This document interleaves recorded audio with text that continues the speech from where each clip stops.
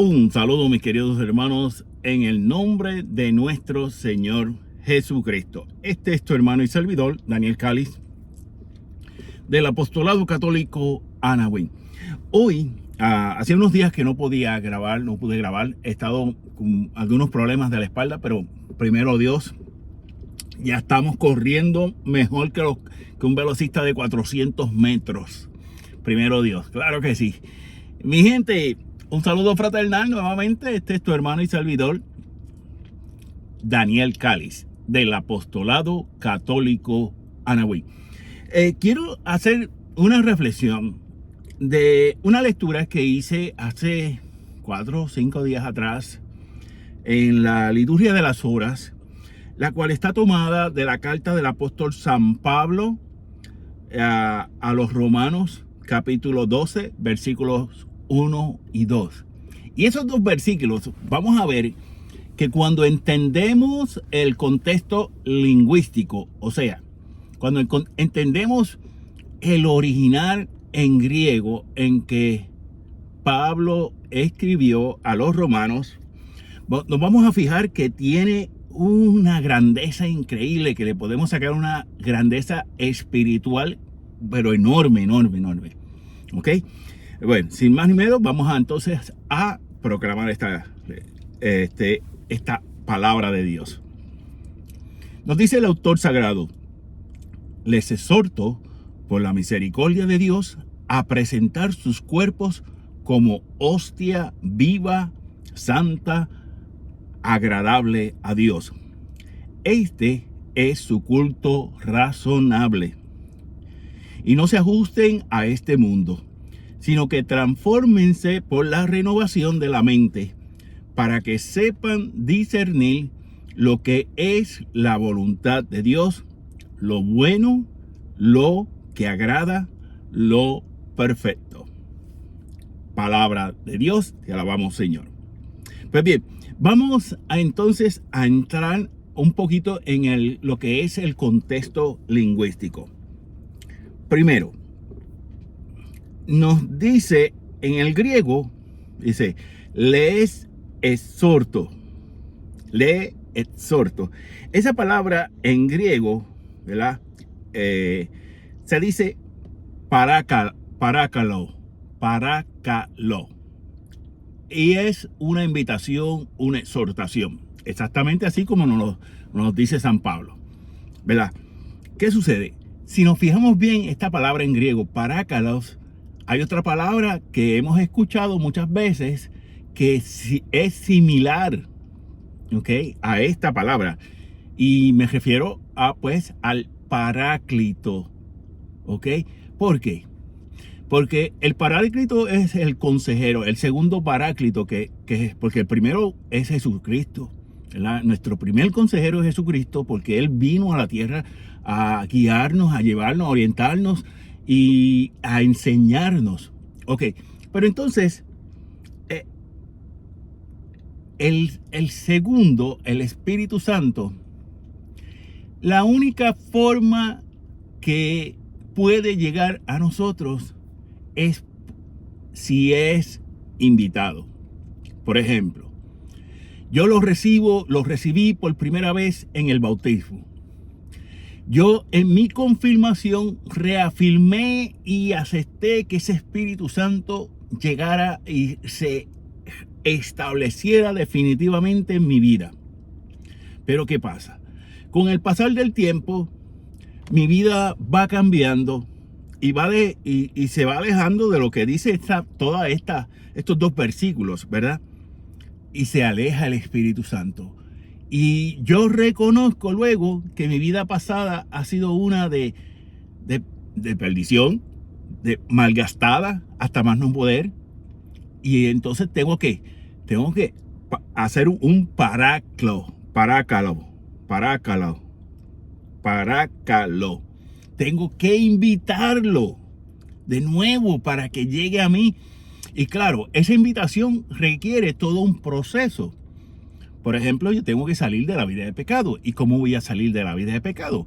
Por medio de la confesión sacramental. por medio de la vida sacramental y acercándome de nuevo a lo que es la iglesia, a lo que enseña la iglesia, regresando, ¿verdad?, con una conversión, porque no es solamente el perdón sacramental, sino con una conversión, un cambio de vida, para que entonces yo invito, ven Espíritu Santo nuevamente a mi vida, lléname de tu ser, lléname de todo lo que tú enseñas propiamente, en plena justicia, lléname. Pero tenemos que invitarlo, mis queridos hermanos. Por eso es que les exhorto, nos dice San Pablo, por la misericordia de Dios, ¿verdad? Y aquí la expresión que se utiliza en griego para misericordia es oitirmon, que significa misericordia. Pero la misericordia, además, cuando le aprendemos en latín, misericordia, o sea, que yo me hago parte de esa miseria humana, o el Señor se hace parte de esa miseria humana. Entonces, pues entonces Dios se apiada de mí, porque Dios reconoce mi miseria. Dios ha reconocido mi miseria y Dios se apiada de mí. Pero nuevamente tenemos que hay que invitar al Espíritu Santo. Y por ejemplo, el don de el arrepentimiento, yo siempre me paso recalcándole a las personas que la conversión y el arrepentimiento son dones del Espíritu Santo. Tenemos que pedirlo en primera instancia al Espíritu Santo. Y ahí va poco a poco el Espíritu Santo obrando en nosotros. Y entonces me da la fuerza a mí para llegar donde el presbítero, el sacerdote, ¿verdad? Y decir, Padre, necesito de ese valiosísimo sacramento de sanación que llamamos reconciliación. Y así Dios se hace parte de esa miseria mía. Y eso es la misericordia. Ese Dios que no tiene nada de miseria, pero Él acoge nuestra miseria. Y eso es lo más grande, hermanos. Eso es lo más grande, ¿verdad? Entonces, nos dice a presentar sus cuerpos vivos como hostia viva, santa y agradable a Dios. Miren, la palabra que usa aquí, ¿verdad?, para presentar en griego es paristemi. Entonces, ¿qué es? Presentar, esperar, aparecer, significa, ¿verdad? Y entonces, la palabra que usa como sacrificio, para presentar nuestro cuerpo en sacrificio vivo, en hostia viva. Y vamos a ver por qué el autor dice hostia, ¿ok? Y lo vamos a explicar, la palabra para sacrificio es tusan o tuo, que es ofrecer en sacrificio, quemar, inmolar o celebrar. ¿Ok? ¿Por qué? Porque estamos celebrando el sacramento cuando me acerco a la reconciliación. Pero además de en la conversión, estamos celebrando la vuelta hacia Dios, el volvernos, el cambiar esa metanoia, el cambiar nuestra vida de dirección hacia Dios. ¿Ok? Y entonces, ¿por qué dice hostia aquí aquí en la liturgia de las horas y en otros, y en casi todos los leccionarios? Miren, cuando San Jerónimo tradujo la Biblia Vulgata, la palabra en latín que utilizó fue precisamente para traducir Tuzán o tuo fue hostia. Y le voy a explicar por qué. Es que no conocemos, no sabemos que esa palabra la utilizamos todo, voy a recibir la sagrada hostia, pero no sabemos el significado.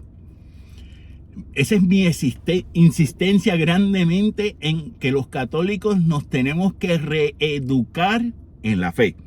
Miren, esta palabra hostia significa víctima que va a ser sacrificada.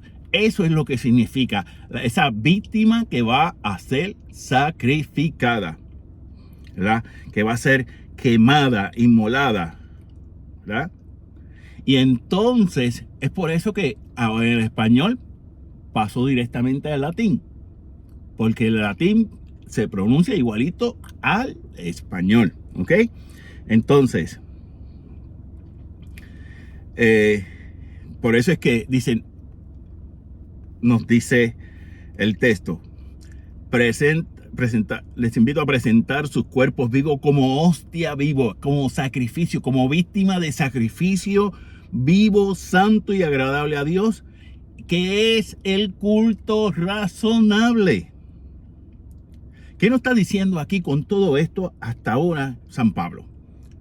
Que a los cristianos estamos llamados a vivir en santidad. Pero esa santidad no es platónica, como decimos, ese amor platónico que tengo que tenía por la maestra. No. La santidad, como el mismo amor, como la caridad fraterna, que la caridad fraterna es el amor hecho acción, la santidad tiene que demostrarse con hechos. ¿Ok? Y el primer hecho de la santidad es la conversión. ¿Ok? El primer hecho de la santidad es la conversión. Entonces, por eso luego nos dice, ni no se ajusten a este mundo, el cosmos, ¿verdad? No se ajusten a este mundo. Y nos dice, no se ajusten a este mundo, a esta forma de ser del mundo, de la sociedad. ¿Por qué? Porque la santidad implica una separación, siempre. De hecho, en hebreo, santidad es kodesh. Y kodesh es sacar aparte. Eso es lo que significa kodesh del hebreo. Kodesh, sacar aparte. Entonces, si yo por medio del bautismo hemos sido sacados aparte para vivir tal como Cristo vivió. ¿Ok? Cristo es el culmen, el eje central de toda la revelación divina. Por eso se dice que el Antiguo Testamento va hacia Cristo y el Nuevo Testamento sale de Cristo. Y eso es bien importante tenerlo en cuenta aquí. ¿Por qué sale de Cristo? Porque nos invita a vivir, a separar nuestra vida de lo que es el mundo, de lo que es la sociedad, ¿verdad? Y romper con todo ese esquema, por decirlo así, mundano, que por alguna u otra razón nos llevaba a la perdición. ¿Ok? Entonces,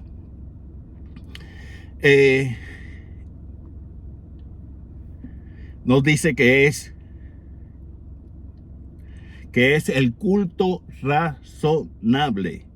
Y el griego que usa aquí es lógicos, o sea, de la lógica, lógicos. Es el culto razonable. Si vamos a buscar en base a la razón humana, podemos descubrir a Dios también en base a la razón humana. Y estamos llamados, o sea, vean las culturas antiguas que tenían, ¿verdad? El pueblo de Israel tenía la ley de Dios, ¿verdad? Lo que nosotros los cristianos conocemos como los 10 mandamientos. Pero las culturas antiguas tenían esa misma ley, pero que para ellos era la ley natural. Y se le llama la ley natural, esa misma ley de Dios.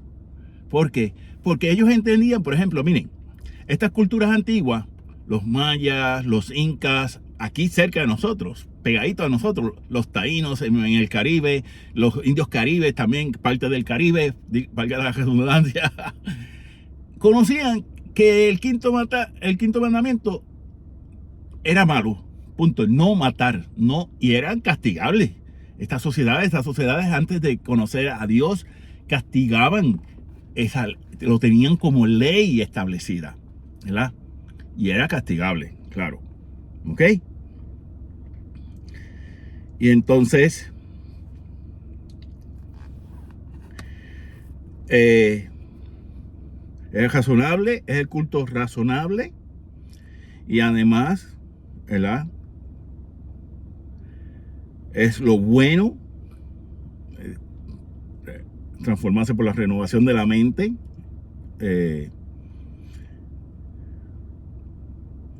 y no ajustarnos a este mundo, como ya dije, transformándonos por la renovación de la mente. ¿Por qué la renovación de la mente? Y cualquiera me puede preguntar, pero esto es una cuestión espiritual, ¿cómo yo me tengo que dejar llevar por la mente? Sí, hijito mío, hijita mía, lo que pasa es que aún lo espiritual, recuerda que somos seres humanos y tenemos una mente y tenemos tenemos que el don de discernimiento, tenemos que pedirle a Dios también el don de discernimiento, porque a través de nuestra mente, de nuestro razonar, vamos descubriendo. Y dice, uy, mi vida, hasta esta vida, algo está mal, no funciona. O sea, cambios, tengo que hacer cambios. Usted analiza, por ejemplo, todas estas muy buenas conversiones que se ha dado de drogadictos, hombres y mujeres, y que han cambiado, pues comenzaron su discernimiento con el razonamiento. Claro, llega la etapa en que pues tenemos que decir, ok, ya va más allá del razonamiento y entramos en lo espiritual. Pero tiene que comenzar todo desde nuestra mente, nuestra cabecita, por así decirlo, desde el razonamiento, ¿verdad? Y entonces, para dar culto, ¿ok? La palabra que se utiliza en griego para culto es latreian, que de ahí proviene el culto, la palabra latría, que viene del latín a su vez latría, el griego, ¿verdad? Latrean, que significa adoración o culto que solo se le da solamente a Dios. Por eso es que nuestros hermanos separados no saben definir, ¿verdad? Que hay otros tipos de cultos que no se le dan a Dios. Se le dan a personas humanas como nosotros, a la Virgen María, que la iglesia nos enseña que fue inmaculada, virgen antes, durante y después del parto. Y cuando un cristiano, sea católico o no sea católico, niega eso, está negando lo que nos dice San Lucas en el primer capítulo, que nos dice que para Dios no hay nada imposible. Bien, cuando negamos eso, estamos negando que Dios no es omnipotente. Estamos diciendo que Dios no es omnipotente si negamos la virginidad, porque todo esto surge dentro del plan de Dios, y eso es lo que no pueden a veces entender estos hermanos, ¿verdad? Entonces, el culto que le damos a la Virgen, ¿verdad?, es de dulía, hiperdulía para la Virgen María como la ser perfecta por la voluntad de Dios, sin pecado, virgen antes, durante y después por la voluntad de Dios, y asunta al cielo por la voluntad de Dios, ¿ok? pues cuando y negamos todas estas cosas sobre la Virgen y los santos que pueden estar en el cielo, el libro del Apocalipsis nos dice que los ángeles recogían las oraciones de los santos. ¿Ok? Cuando eso no, como me dijo una vez un amigo mío, un pariente mío, de hecho protestante, me dice, no, eso es como la computadora que pierde toda la información. No, no, no, no. Ahí están los ángeles trabajando en esa computadora, en la mente, ¿sabes? Por la voluntad de Dios, volvemos nuevamente, por la voluntad de Dios. Ahí están y recogen todas esas oraciones y se las llevan a Dios. ¿Ok? Entonces, mis queridos hermanos,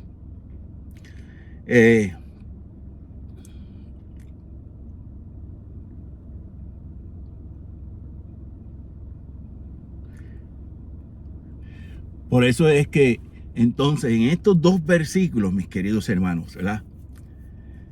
San Pablo nos exhorta, ¿verdad? Dijimos que la palabra para exhortación y invitación es parákalos,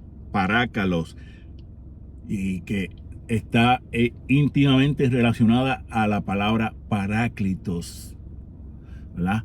Y que el Espíritu Santo llega a nuestra vida por medio de una invitación. Llega en primera instancia porque nuestros padres lo invitaron. Miren cuando somos bautizados de niños, muchas veces hasta si ellos saberlo, nuestros padres invitaron al Espíritu Santo, ¿verdad? ¿Para qué? Para que se diera la gracia, para que se dieran las virtudes teologales en nosotros, la fe, la esperanza y la caridad, para que se dieran los dones del Espíritu Santo en nosotros y así fuésemos creciendo y madurando en la fe. Y muchas veces, y culpa tenemos nosotros los que somos formadores, ¿ok? Me incluyo yo, culpa es mía, punto. No voy a echarme atrás, culpa es mía, porque no le explicamos al pueblo de Dios, ¿ok? Y los padres, si ustedes van a, dicho sea de paso, yo acabo de terminar de escribir un libro para la formación prebautismal y va a servir mucho más que prebautismal para los demás sacramentos también, pero especialmente enfocado a la formación prebautismal, que en unas menos de un mes, primero Dios, 2 meses cuando más, voy a estar presentando al obispo para que verifiquen que todo lo que yo he escrito ahí esté de acuerdo con lo que enseña la iglesia y que pueda recibir la licencia eclesiástica correspondiente. ¿Ok? Así que oren por eso, por mí también. Así que, mi gente, ok, nuevamente,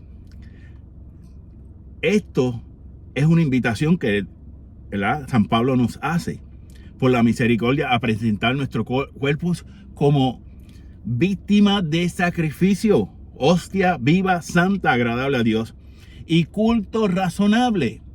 ¿Por qué culto razonable? ¿Por qué? Porque con nuestra mente podemos discernir que ese es el culto que Dios quiere. Y no nos debemos ajustar a este mundo ni a la sociedad, transformándonos por la renovación de la mente. La mente, Dios utiliza nuestra mente, por así decirlo. Dios utiliza nuestra mente como el primer paso, a veces muy pequeño, de la conversión, de mi cambio de vida. ¿Ok? Por eso es que y estamos llamados a discernir la voluntad de Dios, lo bueno, lo que le agrada, lo perfecto. Miren, hay mucha gente que dice, y ya con esto voy ya casi a terminar, hay mucha gente que dice que no, por lo que para ti es bueno, para mí no tiene que ser necesariamente bueno. No, eso está mal. ¿Por qué? Porque en la moral, que es lo que me determina en teología, lo que me determina qué es bueno y qué es malo, no es relativa. Punto. No es, la moral nunca es relativa. Lo que es bueno, lo que es malo. Aquí, en la India, en la China, etcétera, etcétera. Y podemos seguir viajando y seguirá siendo así. Así que mi gente, 1.000.000 de gracias. Te pido que nos ayudes a compartir estos videos. De verdad, comparte estos videos y suscríbete a nuestro canal, especial Facebook y YouTube. Primeramente Dios, vamos a estar tratando de ir mejorando. Y voy a seguir con los videos de cómo se formó la Biblia. Estoy trabajando con eso. Así que pronto llegará otro video de cómo se formó la Biblia. Ya tenemos 3, si no me equivoco. ¿Ok? Por lo menos esperamos hacerlo en uno más o en 2, cuando más 2. ¿Ok? Así que mi gente, cuídense, Dios me los bendiga a todos y nos despedimos con la bendición del Padre, del Hijo y del Espíritu Santo. Amén, amén y amén.